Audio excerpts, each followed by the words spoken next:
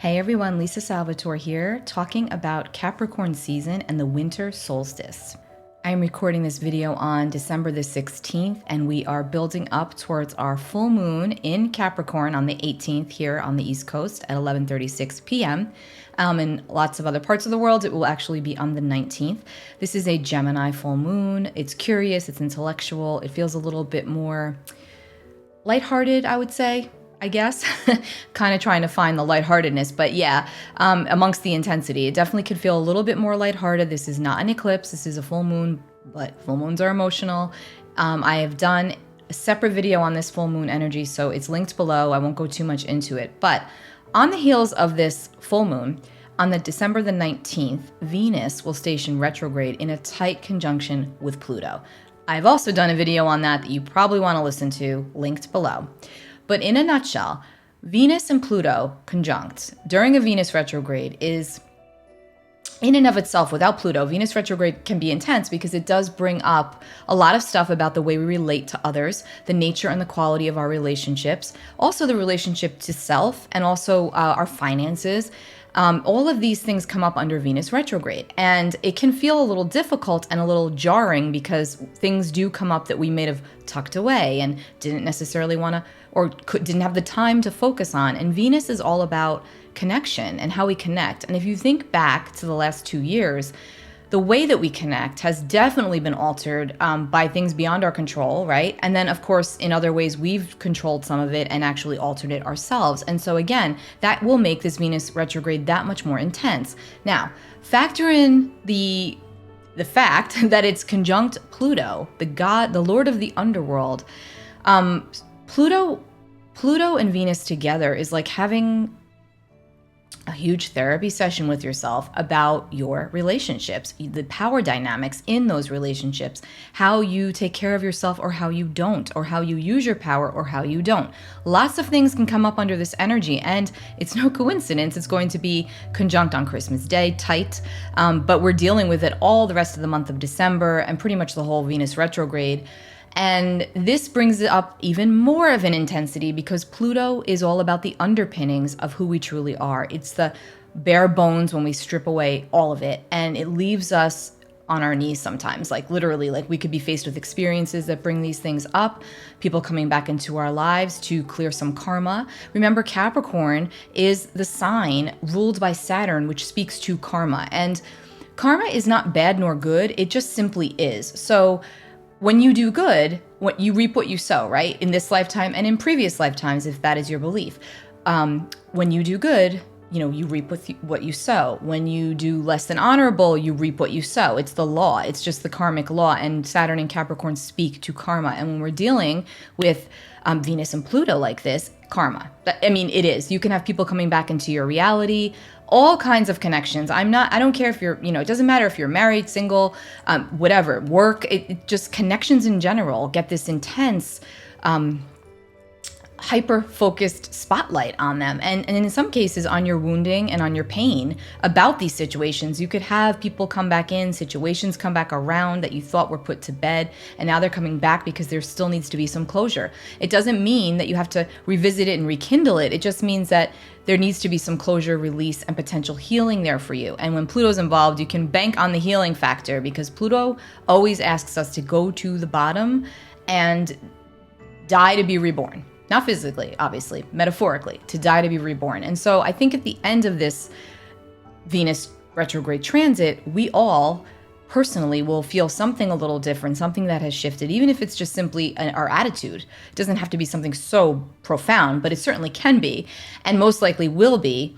But again, it's personal for everyone, and we all have our own chart, like I always say, so we need to take that into consideration. But linked below is that Venus retrograde video. I will stop talking about it, but it is absolutely going to be a transit that will ask of us to really be willing to go deep to the bottom of our soul and to be honest with ourselves about what we want, what we don't want, what we like, what we don't like, where we're putting too much energy, where we're putting too much of our power, where we're not putting enough of it, and being really raw with yourself about this.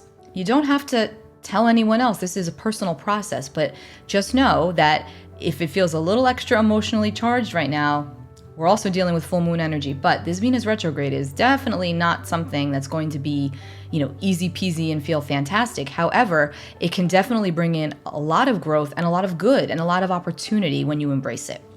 And just to address a question that I've been getting a lot of about this Venus retrograde, is it okay to start a relationship? Is it okay if I'm dating? Is it okay to take this new job? Listen, I always say, don't not live your life because of a planetary transit. I'll be honest with you, I don't even look at my transits normally beyond what I know until after the fact, because to me, I know that I need to live out certain experiences, and I don't want to block that for my own growth, right? And truth be told, we all feel things on such a deep level, deeper than we even may recognize at times. And we do need to have certain experiences. So it's almost like, and I say this to my clients sometimes, and if I've worked with you before, you probably have heard me say this. Sometimes we just want, and I'm including myself in this, sometimes we want someone to make a decision for us because it's too damn difficult to do it for ourselves. We know what we want to do, we feel it, but yet it's hard, right? And so someone will come through and someone will come in and ask, what would you do if you were me? And I'm like, well, I'm not you. And I can't answer that question because I also don't want to interrupt your karma. I also don't want to attach myself to your karma. I can give you probability. I can tell you what this feels like if you go this way or the other way, but I'm not going to tell you what to do. And I don't expect anyone else to tell me what to do. It's something that I've learned the hard way over the years, honestly, because there's been points where I've been like, just tell me what to do.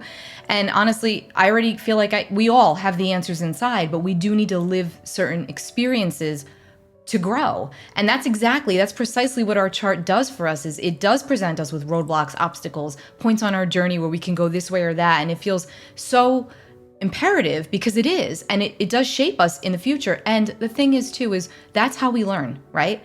We learn from, I'm not even going to say mistakes. We learn from experiences. The less than stellar ones teach us even more growth. And so honor the process wherever you are.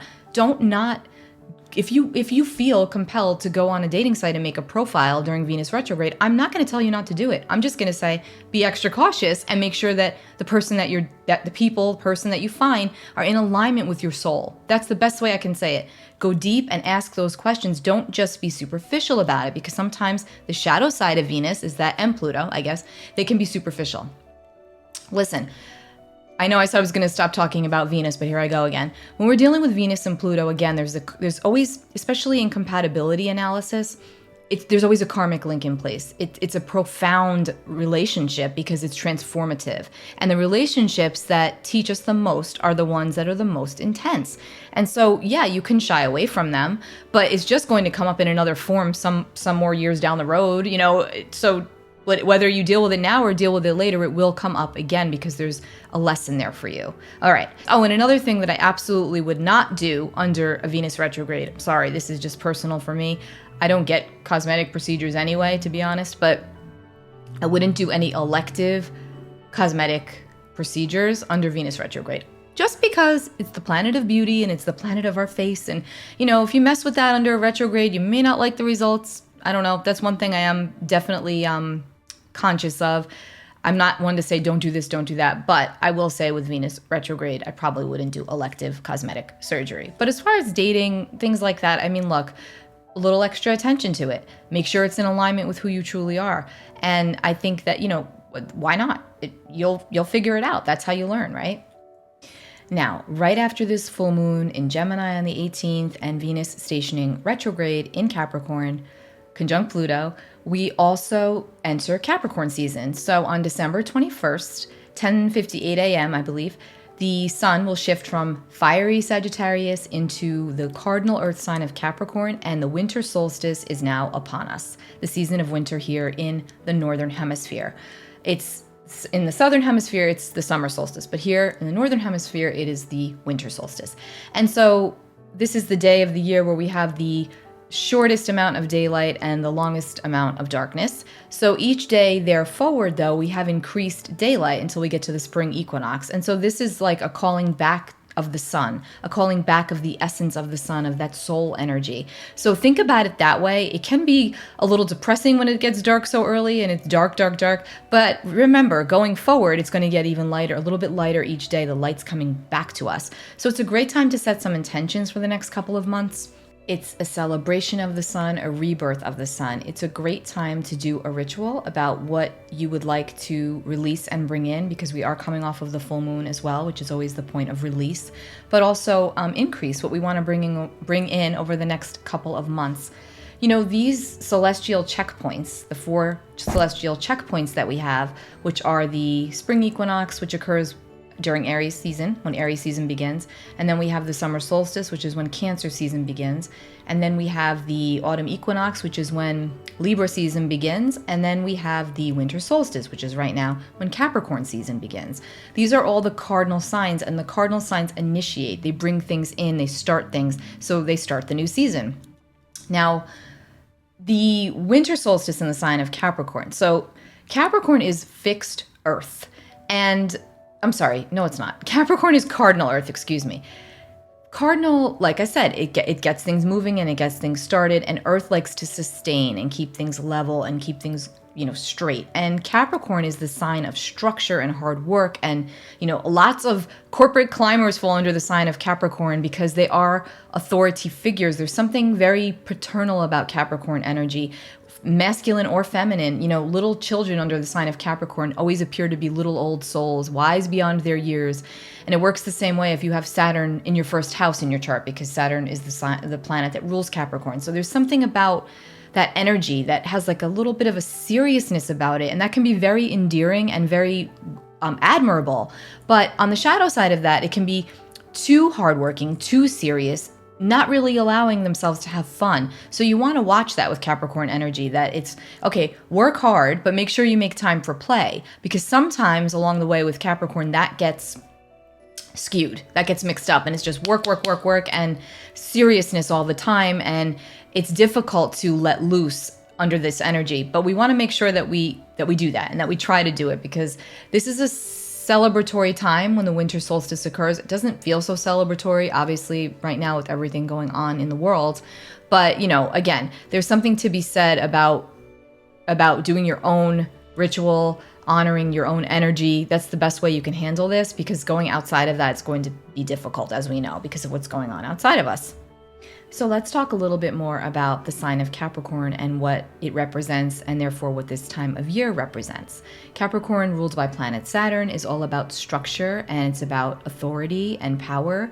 It's also the sign that rules over, it's one of the signs that rules over politics and people in positions of power.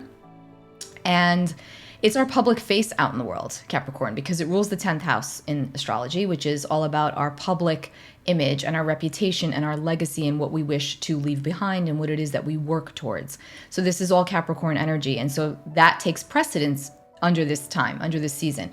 Now, as the sign of structure, it also can present limitations, because when things are not in place, we can't really move forward. And Capricorn is the sign that rules over the body part of the knees. And the knees, think about what our knees represent. Our knees are they have to be flexible, or else the whole structure will collapse, right? When the knees go out, the structure is not really standing appropriately. And so, our knees have the meniscus as the pads to absorb shock. So it's really important to maintain flexibility under Capricorn season, because sometimes with this energy, we can tend to get too rigid and inflexible. And so this is to remind us the importance of being flexible, so that when things do come up out of nowhere, or surprising or shocking instances occur, we're able to protect ourselves. We have the protective padding. So I'm going a little metaphorical here, but Capricorn is the sign that rules over the knees. It's also ruled by Saturn, which is the skeletal structure. It's the hair, it's the joints, it's the bones. So it's the container. So this is literal and this is figurative. So under this season, we want to really take care of the container. We want to make sure that we're in order and that we're prepared, so that if something does come at us, from the side that we're not prepared for, we don't get shocked. We're being inflexible. We're allowing some wiggle room for things to divert, because let's also remember that as we move throughout this month, we're going to come up on that third and final exact Saturn-Uranus square on December 24th, Christmas Eve. So Again, this speaks to structure, Saturn, and Uranus is all about freedom and breaking free. And so there could be, and I think I know it's playing out already. We have heard about more restrictions taking place, not feeling as free as we would like to necessarily. And I'm sure that's just going to continue as we go on throughout the month and then begin the new year. So again, it's about being flexible and knowing that your plans can change and likely will change under this energy with everything that's going on. A really important thing to remember at this time is to make some space for meditation. It doesn't have to be a long meditation. You don't have to sit there and chant, just zen out for 5 or 10 minutes per day. Listen to music or the sound of nature or just something where you're not on your device unless it's to listen to the music, and just chill out, because that is going to be your friend right now. A little bit of de-stressing. That is absolutely what is needed under this energy. Now, bear with me, because I'm going to get a little deeper than normal here, but this is something that I've been researching and I want to share it. Now, disclaimer, I'm not suggesting that you believe what I believe. I'm just sharing, that's all. We all have our own beliefs, and I believe that everybody should have their own beliefs and should question things. And just because I believe something to be true does not mean that you have to, and vice versa. And we can all still respect each other in that process. So having said that, I will share. I'm Catholic. I was raised Catholic, but I'm very open, obviously, and I'm very spiritual and very connected to Source. And so, I guess I would say just open. That's how I'll say it. But I am Catholic. I was raised Catholic. So I've obviously had my experiences with reading the Bible. And it's interesting because there's so many astrological references in the Bible. So many. I'm sure many of you know this. And it's constantly fascinating me when you dig deeper into it. And I'm always looking for the deeper meaning. So it's really interesting what I come up with or what I deduce from something that I read. And so the brother of Jesus, James, actually has a little insert in the back of the Bible called the Book of James.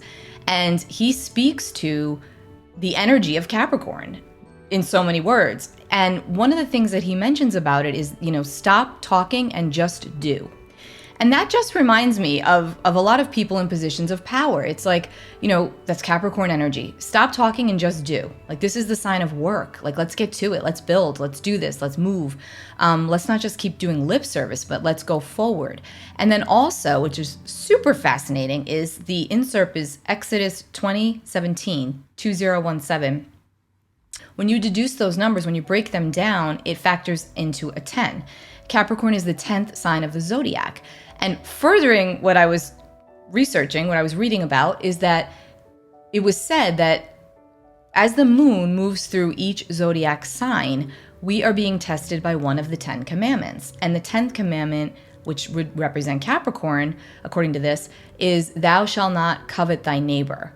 And basically saying, like, not to be jealous and envious of others, of what others have. And again, I find this interesting because Capricorn is the sign. It's public. It's the face. So it's like what people see about us.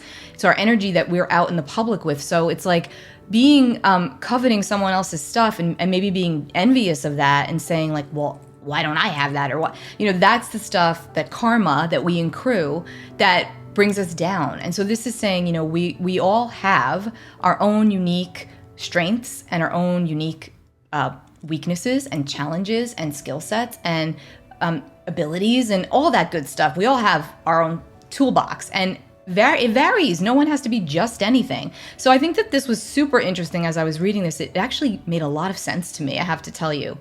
Actually, exactly what the 10th commandment says is, you shall not covet your neighbor's house, your neighbor's wife, nor anything that is your neighbor's. So yeah, this looks at our motivations. Definitely Capricorn. Now again, I'm not telling you to go and read the Bible. I'm not telling you to switch over to Catholicism. To be perfectly honest, I'm not really, I don't really practice per se.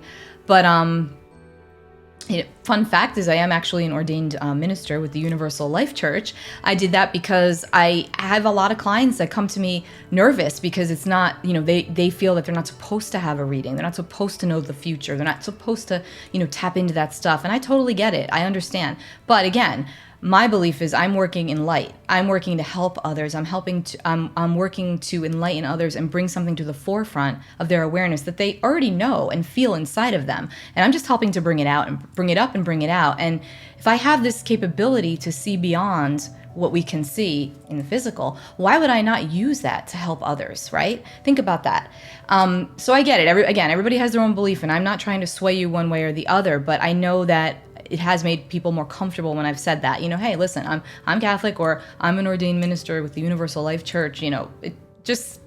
I think that we all have so many unique abilities and stories to share, and so why not offer what we have to help others?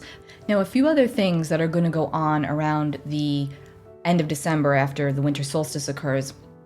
On the same day, on the 21st, Ceres is going to station retrograde in the sign of Taurus. Ceres rules over crops and agriculture and grains. It also speaks to issues of not issues, but the ways that we nurture others, and the way that we nurture ourselves, and the way that we like to be nurtured or lacking the nurturance. So anyway, in Taurus, she speaks to scarcity and sustainability and sustenance. So because she's retrograde, we may be. Also, money comes into high focus, by the way, with Ceres. So our investments, things of that nature. So this could all be coming up for review. And remember, Venus is also retrograde, and Venus is the sign that rules over Taurus. And Ceres is now retrograde in Taurus. So it just kind of brings a little bit more focus onto this area. On the 24th, like I mentioned, we've got that Saturn square Uranus exact. And then I want to mention, we're still dealing with this Eris Pluto all year long, and now Venus in this mix. So again, a lot of potential poking and provoking, and hey, maybe that's a good thing, right? With all the sensual energy of Venus and Pluto, but with Eris involved, there's some instigation that can take place here too. There's an instigating energy, meaning you may get poked at by other people. You may find yourself being sparked or triggered by something someone else says. So again, practice the pause. Big help during this time of it's already a high stress time, right? The holidays are always supercharged for better or worse. Oh, and Chiron, I forgot to mention, Chiron will actually station direct on the 19th of December in Aries, and Chiron's been retrograde since July. So anyone with 7 to 9 degrees cardinal energy, which is Aries, Cancer, Capricorn, Libra, Chiron is really supporting you right now to speak your truth.